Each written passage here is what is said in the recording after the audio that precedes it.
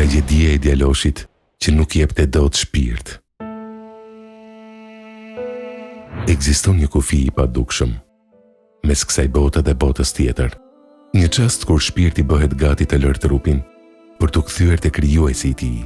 Për besimtarin e devotshëm, ky çast pritet të jetë i lehtë, si pika e ujit që rrëshqet nga lëpjeta, por jo për Alkamën.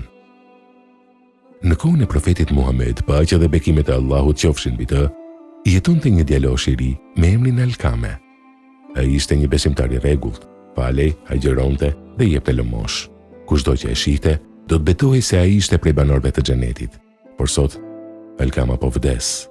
Ai ndodhet në shtratin e vdekjes dhe agonia e tij po të merron gjithkënd që ndodhet pranë.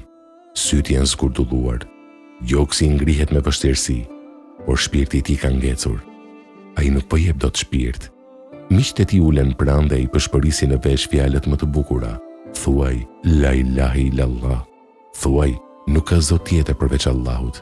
Por Alkama nuk flet dot. Gjuha e tij është e lidhur, sikur një peshë prej hekurit ta mbajë gojën e mbyllur. Ai dëgjon, kupton, por nuk artikulon dot dëshminë e shpëtimit. Të tmerruar nga kjo skenë, shokët e tij nxituan tek njeriu që kishte zgjidhjen për çdo breng, tek profeti Muhammed alayhis salam. Ata i thanë, u i dërguari i Allahut, Alkama po jep shpirt, por gjuha e tij është e lidhur, ai nuk mund ta thotë dëshminë. Profeti alayhis salam, me urtësinë e tij profetike, nuk pyeti për namazin e tij, as për agjërimin, as për sadakan. Ai bëri një pyetje që shpon si shpatë. Ai ka gjallë prindrit e tij. Ata u përgjigjen, u i dërguari i Allahut, babai i ka vdekur, por ka një nën shumë të moshuar. Në atë moment profeti alayhis salam e kuptoi se ku qëndronte nyja që po mbante peng shpirtin e djaloshit. Ai dërgoi njerëz tek ajo nën dhe kur ajo erdhi duke u mbështetur në shkopin e saj, e pyeti me butësi: "O nëna Alkamës, më trego të vërtetën për djalin tënd, sepse nëse nuk më thon të vërtetën, do më vi shpallja nga Allahu. Si ka qenë marrëdhënia e tij me ty?" Nëna e moshuar, me zërin që i dridhe nga dhimbja e akumuluar prej vitesh, u përgjigj: "O i dërguari i Allahut, ai falej shumë, agjeronte shumë, i jepte sadaka pa mas, por unë jam e hidhëruar me të." Profeti e pyeti: "Pse?" Ajo tha: "Sepse ai e vinte gruan e tij para meje. Ai e dëgjonte gruan e tij dhe më kundërshtonte mua. Ai plotësonte dëshirat e saj dhe më la mua në harres. Dëgjojeni këtë, o ju djem dhe vajza që sot i ngrini zërin prindërve tuaj. Alkama nuk ishte një kriminal. Ai nuk ishte një alkolist apo hajdut.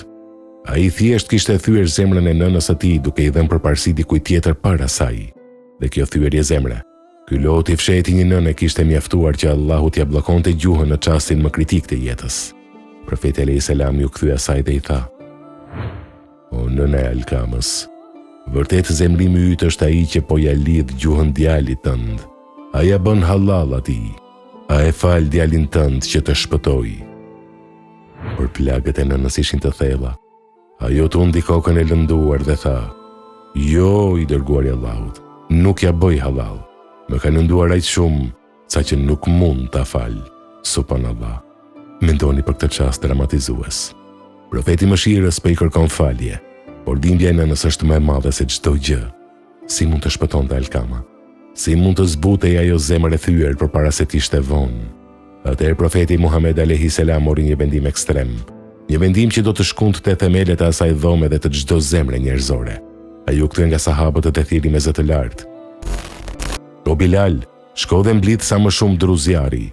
Ndizni një zjarr të madh këtu përpara, sepse unë do ta djeg Alkamën në zjarr para syve të mi." Nëna u tmerrua. Ajo hapi sytë e përlotur dhe bërtiti: "O i dërguari i Allahut, ai është djali im, është fryti i barkut tim. Si mund ta djegësh atë në zjarr përpara syve të mi? Si mund ta përballoj zemra ime këtë?" Profeti alayhis salam e pa me sy plot dëmshuri, por me një mesazh tronditës të prerë: "O nëna Alkamës, dënimi i Allahut në botën tjetër është shumë i ashpër dhe zjat për gjithmonë. Nëse ti dëshiron që Allahu ta falë atë, bëja halal djalit tënd. Betohem në atë në dorën e të cilit është shpirti im. As namazi i tij, as agjërimi i tij, dhe as një vepër e tij nuk do t'i bëjnë asnjë dobi, përderisa ti je i hidhëruar me të." Kjo është pika e ktesës. Dashuria e nënës e përzier me frikën për dënimin e djalit të saj. Fshiu çdo hir i dërimi. Ajo ngriti duart e drejt qiellit me lotët që i rridnin nëpër rrudhat e moshës dhe dëshmoi para të gjithëve: O i dërguari i Allahut, unë po marr dëshmitar Allahun e madhëruar, të marr dëshmitar ty dhe të gjithë sahabët që janë këtu, se unë sapo ja bëra halal djalit tim. Unë e kam falur atë plotësisht. Në atë sekond, sikur një magji të ishte thyer, sikur një drynë i rënd të ishte hapur, në dhomën ku Alkama po jepte shpirt të ndodhi mrekullia. Gjuha e tij u lirua menjëherë, ai mori frymthell, shpirti i tij gjeti paqe, dhe me një zë të qartë e të bukur tha fjalët e fundit të jetës së tij: La ilaha illallah, Muhammedun Resulullah. Nuk ka zot tjetër përveç Allahut, Muhamedi është i dërguari i tij.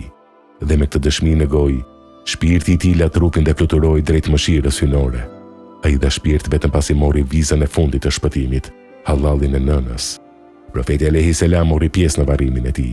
Pasi e zbritën në varr, ai qëndroi mbi kokën e Alkamës dhe i dha njerëzimit një mesazh që duhet të na zgjojë të gjithëve nga gjumi i neglizhencës. O ju njerëz, kushdo që e vë gruan e tij para nënës së tij, mbi të rënd mallkimi i Allahut, i engjëjve dhe i të gjithë njerëzve. Prej tij nuk pranohet asnjë vepër dhe asnjë pendim, derisa të pendohet tek Allahu dhe të kënaqë nënën e tij. O robi i Allahut, ti që po e sheh këtë video, shikoje veten tënde sot. Sa herë ke mërzitur nënën tënde? Sa herë i ke bërtitur? Sa herë ke preferuar shoqërinë, paratë apo jetën tënde para saj? Mos jeto me mendimin se namazi yt do të shpëtojë, nëse në shtëpinë tënde lëngon një zemër nëne apo babai e thyer prej teje.